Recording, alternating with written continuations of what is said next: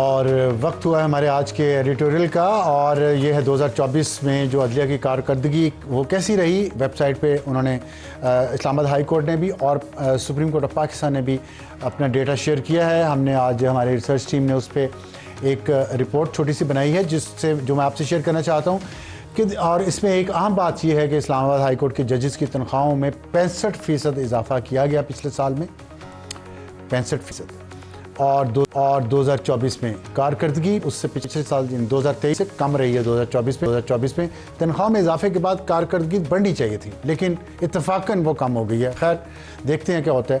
تو 2023 کے مقابلے میں 5.4% مقدمات کم نمٹائے گئے، اور اسلام آباد ہائی کورٹ نے 2023 میں 11,170 مقدمات کے فیصلے کیے، 2024 میں 10,571، اور چیف جسٹس عامر فاروق نے سب سے زیادہ 2,525 مقدمات، جسٹس محسن اختر کیانی نے 1,616، جسٹس سردار اعجاز اسحاق نے 1,490، جسٹس ارباب طاہر نے 1,195، جسٹس میاں گل حسن نے 10,121، جسٹس بابر ستار نے 964، اور جسٹس طارق محمود جہانگیری نے 925 مقدمات نمٹائے۔ جسٹس سمن رفت امتیاز نے 835 مقدمات کا فیصلہ کیا۔ اور گزشتہ سال نومبر میں وفاقی حکومت نے ہائی کورٹ کی، جیسے میں نے آپ کو پہلے بتایا، ججز کی تنخواہوں اور گھر کے الاؤنس میں اضافہ بھی کیا تھا، اور گھروں کا کرایہ 65,000 روپے سے بڑھا کر 3,50,000 روپے کر دیا گیا۔ عدالتی الاؤنس 3,42,000 سے بڑھا کر 10,61,000 کر دیا گیا۔ ماشاءاللہ، اضافے کے بعد ہائی کورٹ کی ججز کی تنخواہ 20 لاکھ روپے سے تجاوز کر گئی ہے، 20 لاکھ روپیہ مہینہ سے، اور اسلام آباد ہائی کورٹ میں 16,000 سے زائد مقدمات اب بھی زیر التوا ہیں۔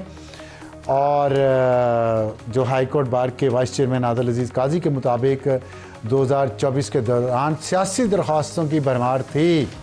ججز نے ان مقدمات کو معمول کی درخواستوں کے مقابلے میں زیادہ وقت دیا۔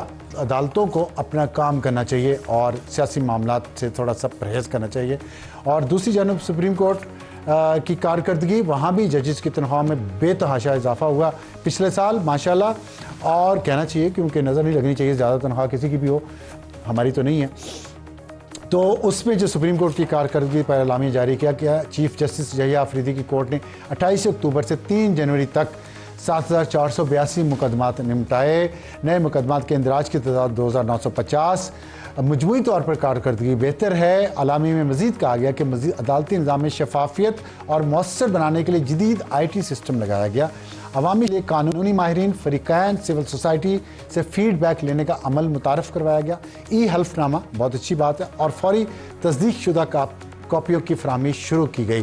تو ایک ذرا سی رے آف ہوپ ہے۔ آئی ہوپ کہ جیسے سپریم کورٹ نے فیصلہ کیا ہے کہ وہ سیاست پہ توجہ کم دے گی، اپنے نظام پہ، نظام انصاف کو بہتر کرنے پہ توجہ زیادہ دے گی۔ امید ہے کہ ہائی کورٹس جو ہیں سپریم کورٹ سے کیوں لیں گی اور اپنے آپ کو سیاست سے بچائیں گی۔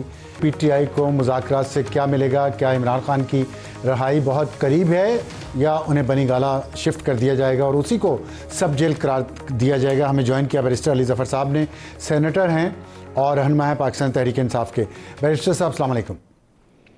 وعلیکم۔ دوسرا اجلاس ہو گیا PTI کا اور حکومت کا مذاکرات کا، اب اگلا اجلاس ہونا ہے، اور اس میں حکومت کی طرف سے یہ موقف آیا ہے کہ آپ کی طرف سے، PTI کی طرف سے تحریری مطالبات دیے جائیں گے۔ تو آپ ذرا بتائیے گا، آپ کی طرف کیا اس سے امیدیں کیا پیدا ہوئی ہیں؟ کیا آپ سمجھتے ہیں خان صاحب کی رہائی بہت قریب ہے، جیسے کہ کچھ مذاکراتی کمیٹی کے ممبران کہہ رہے ہیں؟ جی دیکھیں، میری نظر میں پہلی بات تو یہ ہے کہ ایک خوشائن چیز ہے کہ مذاکرات شروع ہوئے ہیں، اور امید رکھنی چاہیے کہ اس کا کوئی نہ کوئی حل نکلے گا معاملات کا۔ لیکن ایک چیز ہوتی ہے خواہش یا امید، اور ایک چیز ہوتی ہے پریکٹیکلی مجھے لگتا یہ ہے کہ حکومت کے ہاتھ میں یا اختیار میں سارے فیصلے نہیں ہیں، اور ان کو یہ فیصلہ جب تک ان کو اوپر سے نہیں آئے گا، وہ یہ فیصلہ یا اس مذاکرات کا کوئی درست حل نہیں ڈھونڈ سکیں گے۔ ان کو مجبوری ہے حکومت کی کہ ان کو بیٹھنا پڑ رہا ہے اس مذاکرات میں، لیکن جب تک نوڈ نہیں آئے گا اوپر سے، مجھے نہیں لگتا کہ وہ فائنل کنکلوژن تک پہنچ سکیں گے۔ آپ نے ایک ذکر کیا کہ کیا ان دا مین ٹائم ایک انٹرم پروسیس میں عمران خان صاحب کو بنی گالا لے جایا جائے گا، یہ ہو سکتا ہے یا نہیں؟ آپ نے انٹروڈکشن میں اپنی بات کی، تو یہ بات ہوئی تھی جی میری کل ہی عمران خان صاحب سے جیل میں، اور انہوں نے یہ بڑا واضح کہا تھا کہ ایسی ان کو آفر شاید انڈائریکٹلی ہوئی ہے، لیکن وہ بالکل اس کے ساتھ کوئی ان کی ایگریمنٹ اس پہ نہیں ہے، نہ وہ ایسا کریں گے۔ انہوں نے کہا کہ ان کا مطالبہ ہے کہ ساروں کو نکالیں آپ باہر، سب کو باہر رہا کریں، تو سب ہوں گے تو پھر یہ مطالبات آگے چلیں گے۔ اس کے لیے جو تحریری جب آئے گا کنڈیشن، اس میں سے ایک کنڈیشن یہ ضرور ہوگی کہ جتنے لوگ جن کے خلاف مقدمے غلط بنے ہیں یا جن کو آپ نے مقدموں کے بغیر جیل میں رکھا ہوا ہے، ان کو آپ رہا کریں۔ یہ ایک کنڈیشن ہوگی، اچھا جو 2 ڈیمانڈز ہیں ٹھیک۔ وہ تحریری طور پر آئیں گی، ان میں سے ایک۔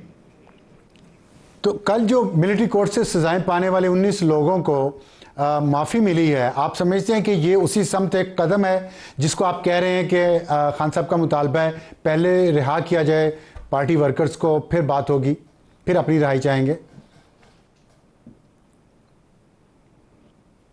جی دیکھیں، ہو سکتا ہے، لیکن میں اس کو مختلف طریقے سے دیکھتا ہوں۔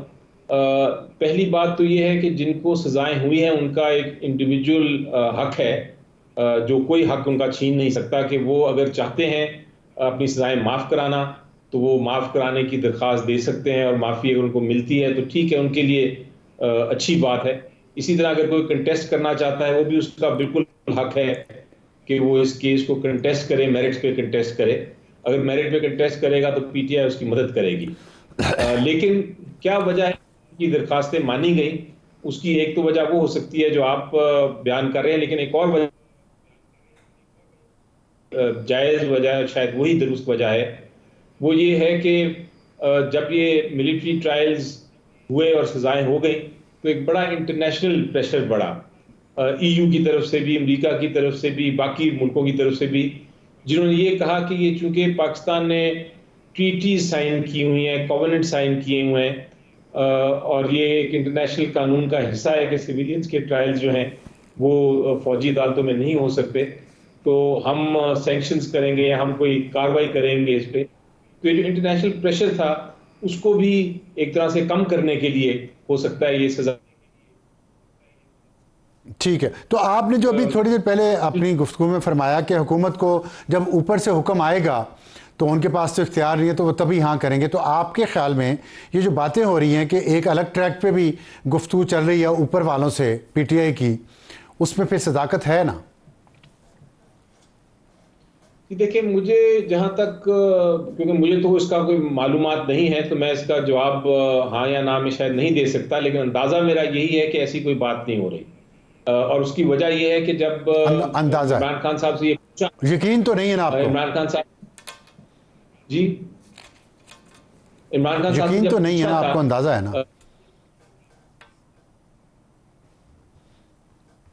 ڈینائی کیا تھا کہ ایسی کوئی بات نہیں ہے، تو اگر ایسی بات نہیں ہے تو یہ ابھی تک افواہیں ہیں، اور یہ افواہیں جو ہیں یہ میری بار بار یہ ذکر ہوتا ہے جب بھی حکومت پہ پریشر پڑتا ہے تو وہ وہاں سے کہیں سے افواہ آتی ہے کہ جناب ایک سیکنڈ ٹریک 2 پہ بھی ہو رہے ہیں، لیکن مجھے کوئی اس میں سچائی نہیں نظر آتی۔ ٹھیک ہے، لیکن جو حقیقت آپ کہہ رہے ہیں، بیان کیا آپ نے کہ حکومت کو جب اوپر سے اجازت ملے گی یا حکم آئے گا تو ہی وہ کریں گے، تو انڈائریکٹلی تو آپ یہ بات اگری کریں گے کہ پی ٹی آئی کے اور اسٹیبلشمنٹ کے درمیان ہی کوئی نہ کوئی ایگریمنٹ ہونا ہے، انڈرسٹینڈنگ ہونی ہے، ڈیل ہونی ہے، تبھی بات آگے بڑھے گی، یہ بات تو پھر طے ہے نا؟ جی دیکھیں، میری نظر میں چاہے وہ انڈائریکٹلی ہو سکتا ہے حکومت ایک طرح سے گو بٹوین کا کردار ادا کرے کہ یہاں سے مطالبات لے، جی وہاں وہی نا، سے وہی پھر نا بات۔ واپس آئے، حصہ لے، تو ہو سکتا ہے یہ ایسی بات ہو، اور پہلے بھی پاکستان کی تاریخ میں ایسے ہوتا رہا ہے، کوئی نئی بات نہیں ہے۔ ٹھیک ہے، اچھا آپ نے ابھی فرمایا کہ جو لوگوں کی رہائی ہوئی ہے، معافی ملی ہے جن کو، وہ انٹرنیشنل پریشر کی وجہ سے ہوئی ہے، آپ سمجھتے ہیں یہ انٹرنیشنل پریشر جو ہے پاکستان پہ آنا ہمارے اندرونی معاملات پہ، یہ درست ہے؟ یہ بڑا آپ نے انٹرسٹنگ اور اچھا سوال پوچھا۔ میری نظر میں جہاں تک تو ہمارا جو سیاسی معاملات ہیں، مثلاً P T I versus P M L N versus other allies, مثلاً اسٹیبلشمنٹ، مثلاً ہمارے جو پولیٹیکل ایشوز ہیں، الیکشن ٹھیک ہوا نہیں ہوا، یہ سارے معاملات ہمارے انٹرنل معاملے ہیں اور ہم نے ان کو خود سولو کرنا ہے، ان کا حل خود ڈھونڈنا ہے ہمت کر کے۔ جو ہماری قوم ہمت کر رہی ہے، پروٹیسٹ کر رہی ہے، وہ ہمارا حق ہے، اس میں کسی کو انٹرفیئرنس کرنے کی ضرورت نہیں۔ ہماری ریکویسٹ صرف یہ ہوتی ہے انٹرنیشنل کمیونٹی سے کہ ان معاملات میں آپ نیوٹرل رہیں، یعنی ہمارے خلاف بھی نہ ہوں، ہمارے حق میں بھی نہ ہوں، آپ نیوٹرل رہیں۔ لیکن یہ ہے ایک ایسپیکٹ سیاسی۔ دوسرا ایسپیکٹ آپ خود بہت میرے سے سمجھتے ہیں اس معاملے کو، وہ ہے ہیومن رائٹس کا، یعنی بنیادی حقوق اور انسانی حقوق کا۔ یہ صرف کسی ملک کے نہیں ہوتے، یہ پوری دنیا کے، جب بات انسانی حقوق کی آتی ہے تو پوری دنیا انوالو ہوتی ہے۔ اب غزہ میں دیکھیں جو کچھ ہو رہا ہے، جب بھی انسانی حقوق کی وہاں خلاف ورزی ہوگی تو پوری دنیا ایک طرف ہوگی اور وہ بات کر سکتی ہے۔ ہم پاکستان میں بیٹھے ہوئے بھی اس پہ بات کرتے ہیں اور کہتے ہیں کہ بڑی غلط بات ہے اور رکنا چاہیے، اور ڈیمانڈ کرتے ہیں ہر فورم پہ۔ تو جب ہیومن رائٹس کی بات ہوتی ہے تو پھر یہ معاملہ خالی نیشنل نہیں رہے، پھر ہر شہری جو دنیا کا ہے، بالخصوص جو پارلیمنٹیرینز ہیں اور آفیشلز ہیں، تبصرہ کر سکتے ہیں اور اس پہ ڈیمانڈ کر سکتے ہیں ملک سے کہ جناب آپ نے ہمارے ساتھ سائن کیے ہوئے ہیں، آپ انٹرنیشنل قوانین کے پابند ہیں، آپ ہیومن رائٹس کی وائلیشن نہیں کر سکتے۔ تو وہاں جب پریشر آتا ہے ہیومن رائٹس کے معاملے میں تو میرا خیال ہے اس میں بالکل میں انٹرنیشنل کمیونٹی کے ساتھ کھڑا ہوتا ہوں، بلکہ میں نے کئی جگہ انٹرنیشنل کمیونٹی کو کنڈیم کیا ہے جہاں انہوں نے ہیومن رائٹس کو اگنور کیا ہے۔ مثلاً جس زمانے میں یہ اپارتھائڈ تھا، یاد ہے ساؤتھ افریقہ میں جب اپارتھائڈ کا زمانہ تھا تو میں اسٹوڈنٹ تھا اس وقت، تب سے بھی میں اپنے کالجز اور یونیورسٹیز میں جب پڑھ رہا تھا، ہر جگہ میں انٹرنیشنل فورمز پہ بھی جا کے میں یہ بات کرتا تھا کہ اٹھیں اور بائیک آؤٹ کریں ساؤتھ افریقہ کا، جو کہ اس وقت ایک طرح سے اپارتھائڈ میں بہت بڑی بری رجیم تھی، جس میں نیلسن منڈیلا صاحب کو بھی رکھا ہوا تھا انہوں نے جیل میں۔ اس کے بات اٹھانا میرا خیال ہے بالکل درست ہے، سیاسی معاملے اور ہیومن رائٹس الگ۔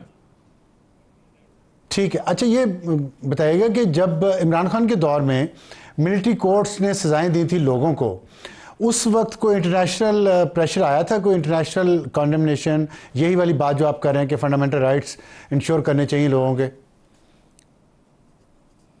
دیکھیں میں اس وقت حکومت میں تو نہیں تھا، لیکن اگر ایسی کوئی بات ہے تو ہونا چاہیے تھا پریشر۔ اور یہ ایک بڑا ہمارا ایک طرح سے طریقہ کار بن گیا ہے کہ ہم ہر بار ماضی میں جانا شروع ہو جاتے ہیں کہ آپ نے یہ غلطی کی یا کسی اور نے غلطی کی 10 سال پہلے، تو اب وہ غلطی آج کے زمانے میں جائز ہے۔ میری نظر میں ہمیں سامنے کی طرف دیکھنا چاہیے، مستقبل کی طرف۔ آج کے دن ہم بیٹھے ہیں، ڈسکشن کر رہے ہیں، کیا ایشو ہے غلط اس کو ہم غلط کہیں، کیا ایشو ہے صحیح اس کو ہم صحیح کریں۔ میں اگر کوئی غلطی کرتا ہوں آج کے دن، آپ بالکل جائز ہیں مجھے درست کرنے میں، اور مجھے چاہیے، میری ذمہ داری ہے کہ میں اپنی غلطی مان کے سوری کہوں اور آگے چلوں۔ لیکن اب یہ بات بڑی اہم کی آپ نے، ماضی کی بات اسی وقت ہو رہی ہے بار بار، کیونکہ پی ٹی آئی اور عمران خان اور دوسرے جو لیڈر ہیں وہ نہیں ماضی کی غلطیاں تسلیم کر کے معافی نہیں مانگ رہے، وہ کہہ رہے ہیں ہم نے جو کیا وہ اس کو بھول جائیں آپ، وہ ماضی ہے۔ اب ہمارے ساتھ جو ہو رہا ہے نا، یہ بس دنیا میں تاریخ میں کبھی نہیں ہوا۔